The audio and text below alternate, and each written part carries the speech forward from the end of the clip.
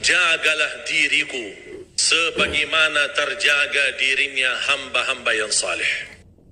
Ketika saya baca dan setiap malam bisa merasakan bismika rabbi wada'tu jambi wa bika arfa'hu fa in amsakta nafsi farhamha. Ketika saya baca fa in amsakta nafsi farhamha, saya bisa merasakan ketika Allah wafatkan. Bismillahirrahmanirrahim. Assalamualaikum warahmatullahi wabarakatuh. Alhamdulillahirrahmanirrahim. Allahumma salli ala Sayyidina Muhammad wa ala ali Sayyidina Muhammad. Sahabat, teman-teman yang beriman yang insyaallah dirahmati oleh Allah Subhanahu wa taala, pada kesempatan yang sangat mulia ini mana sama-sama kita dengarkan, kita simak, kita ikuti nasihat yang akan disampaikan oleh almarhum guru kita Syekh Ali Jabir tentang kedahsyatan doa-doa saat kita mau tidur. Untuk itu, untuk lebih jelasnya, untuk lebih detailnya, mari sama-sama kita simak tayangan berikut. Salah satu doa, mungkin Bapak Ibu jamaah sekalian pasti hafal. Doa tidur dan doa bangun tidur. Doa tidur bismikallahumma amutu wa ahya. Ada banyak berbagai macam riwayat, tapi singkatannya bismikallahumma amutu wa ahya. Kemudian doa bangun tidur, alhamdulillah alladzi ahyana ba'da ma amatana wa ilaihin nusyur. Yang membuat saya penasaran, kenapa di judul doa namanya doa bangun tidur, doa tidur, tapi di dalam doa tidak ada istilah bangun tidur. Justru yang ada hidup dan mati. Membuat saya berfikir, apa maksudnya bismikallahumma? Seharusnya bismikallahumma tidur dan bangun. Alhamdulillah yang telah membangunkan sesudah tidur. Kenapa ada hidup dan mati? Ingin saya mencari tahu, sampai saya menemukan sebuah hadis yang sahih. Alhamdulillahilladzi radda ilayya ruhi wa afani fi jasadi wa adhina li bidzikri. Ini menjadi doa yang kedua, doa bangun tidur. Ketika saya baca, alhamdulillah yang telah kembalikan ruhku, berarti ruh kita di mana saat tidur? Wa afiyat di jasadku, dan diizinkan untuk bisa mengingat Allah Subhanahu wa taala. Membuat saya tambah penasaran, kenapa di saat tidur Allah sebutkan kata hidup dan mati, bukan kata bangun dan tidur. Membuat saya jari dan gali tahu, mencari tahu, tidak menemukan hadis-hadis yang bisa menjawab penasaran saya. Subhanallah, ketika saya membaca Al-Quran, seperti biasa baca. Setiap hari baca, meniatkan waktu, kadang 1 juz, kadang 2 juz. Pas sampai saya di surat Az-Zumar. Surah 39 ayat 42. Allahu yatawaffal anfusa hina mautiha wallati lam tamut fi manamiha fayumsiku allati qada 'alayha al-maut wa yursilu al-ukhra ila ajalin musamma inna fi dhalika laayatin liqaumin yatafakkarun. Saya langsung sujud syukur. Saya berkata, itulah jawabannya. Allahu yatawaffal anfusa. 2 kali Allah memegang nyawa kita. 1 saat kita meninggal dunia. 2 saat kita tidur belum meninggal dunia. Allahu yatawaffal anfusa hina mautiha, ketika tidur mati, sudah meninggal dunia. Nyawa kita dimegang oleh Allah SWT. Allahu yatawaffal anfusa hina mautiha wallati lam tamut fi manamiha, dan Allah memegang nyawa seorang ketika dia tidur tapi belum mati. Kalau soal sudah dimegang nyawanya ketika mati sudah selesai.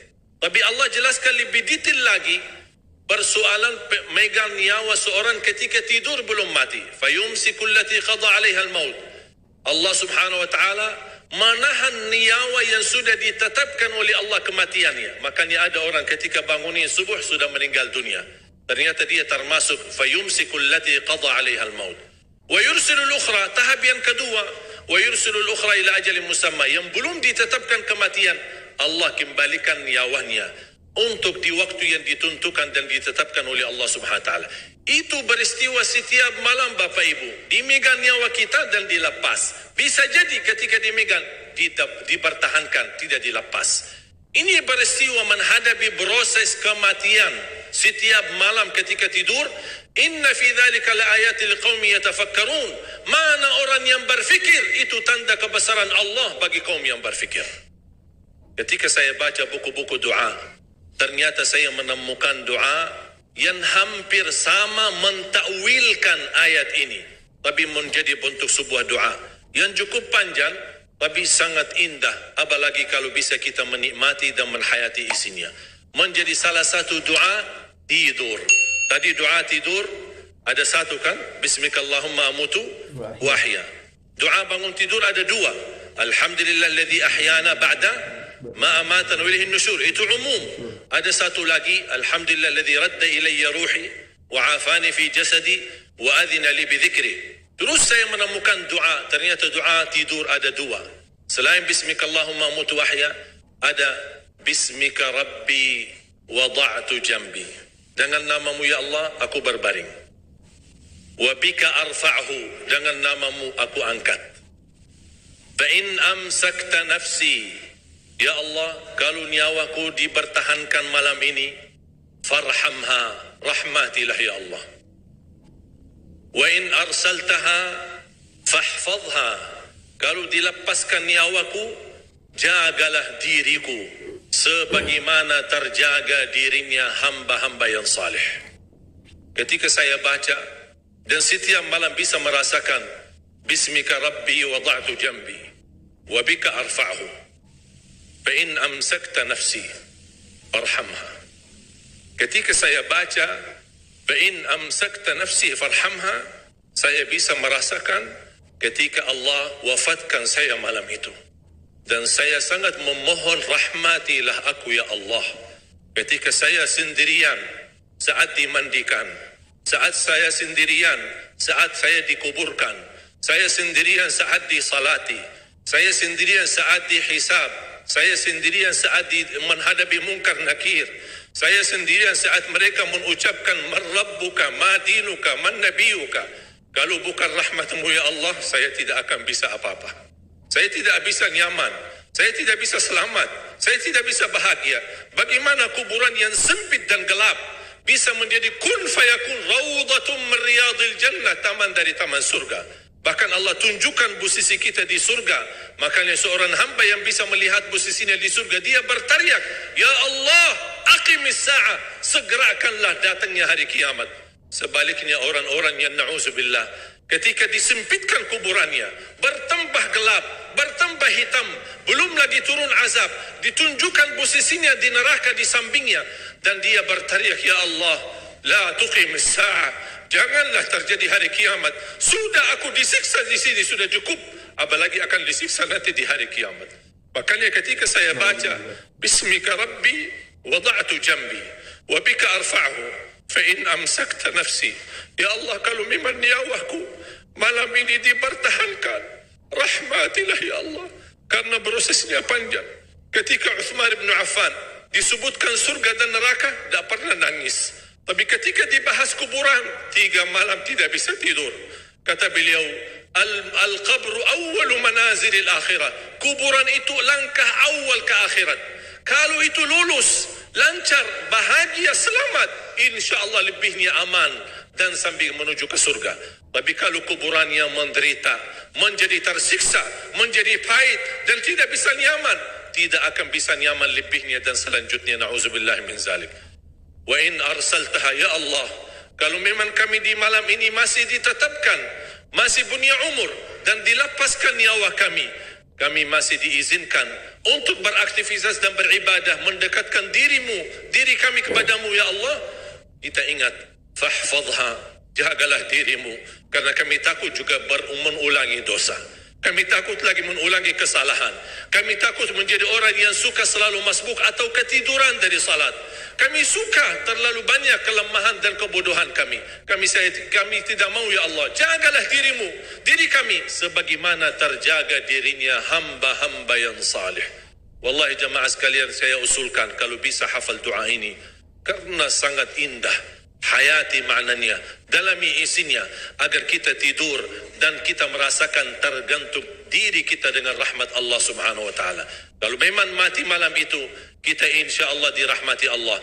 Kalau kita masih punya umur, mudah-mudahan kita terjaga untuk bisa menjadi sebagaimana hamba-hamba yang saleh. Jamaah sekalian, kematian itu jauh lebih dekat daripada titik nafas kita setiap hari. Bahagialah seorang yang bisa sisahkan amalannya, yang bisa membuka buku amalannya walaupun dia mati, tapi terus disalurkan pahala. Sedekah jariahnya tidak terputus.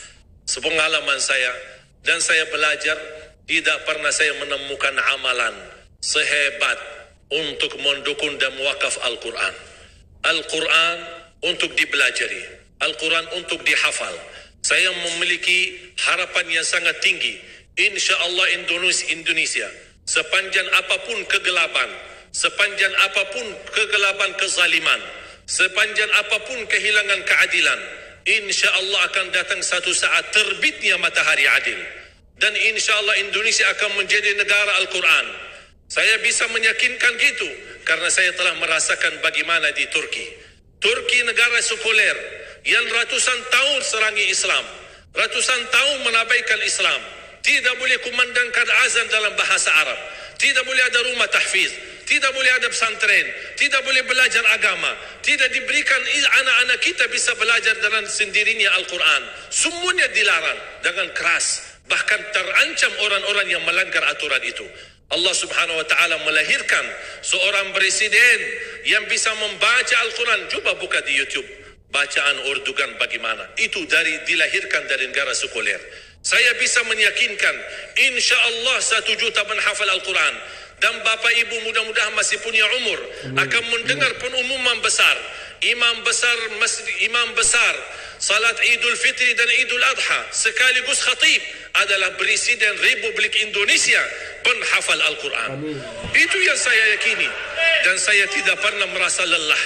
Dan saya selalu berkata sama istri, kalau saya mati itu pun karena saya bersama Al-Quran. Wallahi jamaah sekalian, yang bersama Al-Quran tidak akan merugi. Berkah rizkinya, berkah umurnya, terjamin kebahagiaan. Allah Subhanahu wa taala hanya minta satu, berkenan bersama Al-Quran di dunia. Apa yang kita dapat? Apa yang akan dibalas? Akan Al-Quran temani kita di dunia, akan temani kita saat sakratul maut, akan temani kita di kuburan membela kita, akan menemani kita saat kita dibangkit oleh Allah, akan menemani kita saat hisab, akan menemani kita saat berjalan di atas sirat yang sangat tipis dan panjang, bahkan tajam jalanannya. Begitu sampai ke surga, apakah Al-Quran melepas? Tidak akan melepas. Al-Quran masih berkenan, padahal kita hanya cuma sekali berteman sama Al-Quran di dunia. Dia begitu luar biasa panjangnya bertemanan sama kita sampai ke surga. Bahkan akan temani kita masuk surga. Sebagaimana bersabda SAW, yuqalu liqari'il Quran, ahlul Quran di dunia yang kesibukannya baca, kesibukannya hafal, tidak membuangkan waktu sia-sia, selalu bersama Al-Quran. Allah suruh dia, bacalah dalam surgamu, naik derajatmu. Baca, naik lagi. Tambah lagi baca, naik lagi.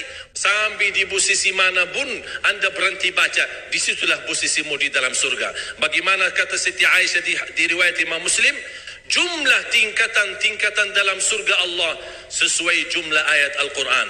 Oleh karena itu tidak ada yang lebih tinggi di dalam surga Allah daripada Ahlul Quran. Cukuplah bahagia Ahlul Quran ketika di hari kiamat dipanggil. Semua manusia dibangkitkan oleh Allah. Malaikat memberikan pengumuman, mana Ahlul Quran? Berdiri, rapat, berdekatan. Mereka maju, mau bawa kami ke mana? Kalian terpilih menjadi orang yang terdekat sama Allah. Karena Ahlul Quran adalah keluarga Allah Subhanahu wa ta'ala. Bukan hanya kita sendiri yang mendapatkan anugerahnya dan manfaatnya. Semua keluarga kita, termasuk orang tua kita dan orang yang ada di sekitar kita. Makanya jemaah sekalian, kalau anda gagal penghafal Al-Quran, anakmu pun gagal penghafal Al-Quran, jangan sisahkan walaupun saham menjadi saksi baik di hadapan Allah. Ya Allah, saya belum hafal, anakku gagal penghafal Quran, tapi insya Allah hartaku, usahaku, pikiranku, tenagaku bisa terus memperjuangkan Al-Quran. Apa saja, ya Allah, insya Allah menjadi saksi baik. Dan nanti di hari kiamat, insya Allah kita bersama Ahlul Quran mendapatkan syafaatnya Al-Quran di hari kiamat. Kita sangat membutuhkan ayat-ayat yang dikumandangkan ketika meninggal dunia. Insya Allah setiap satu huruf akan disalurkan 10 kebaikan. Mudah-mudahan semua yang hadir diberikan kemuliaan dan keanugerah dari Allah menjadi Ahlul Quran, penghafal Al-Quran, penghayati Al-Quran. para pencinta Al-Quran, Amin. berakhlak-akhlakul Quran. Ya Allah, aku mohon atas izinmu ya Allah, kami bersama-sama bertemu di masjid ini. Berilah kepada kami kemuliaan bersama-sama bersama ahlul Quran di dalam surgamu ya Allah. Ya Dzal Jalal wal Ikram, ya Arhamar Rahimin, ya Arhamar Rahimin. Anugerahlah kepada kami anak dan keturunan penghafal Al-Quran, anak dan cucu penghafal Al-Quran yang mampu menjaga nama baik keluarga kami, yang mampu membanggakan kami di hadapanmu hari kiamat, yang mampu menhadiahkan mahkota untuk kedua orang tua kami. Birahmatika ya Arhamar Rahimin. Ya Allah, maafkan kalau kami tidak berhasil menjadi penghafal Al-Quran. Tapi ya Allah, kami kurbankan nyawa kami, harta kami, usia kami, tenaga kami, pemikiran kami, ilmu kami untuk Al-Quran, agar Indonesia ke depan menjadi negara Al-Quran, agar Indonesia menjadi contoh terbaik untuk mata dunia, agar bisa kita melahirkan. Karena saya meyakinkan ya Allah, dan kami semua meyakinkan, terjamin masa depan Indonesia baldatun tayyibatun wa rabbun ghafur kalau selalu bersama Al-Quran. اغفر لنا ولوالدينا ولجميع المسلمين والمسلمات والمؤمنين والمؤمنات الأحياء منهم والأموات. ربنا آتنا في الدنيا حسنة وفي الآخرة حسنة وقنا عذاب النار. وصلى الله على سيدنا ونبينا محمد وعلى آله وصحبه وبارك وسلم والحمد لله رب العالمين.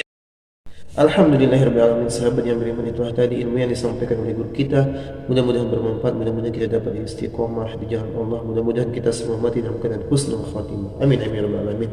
Mungkin itu saja saya akhiri. Wassalamualaikum warahmatullahi wabarakatuh.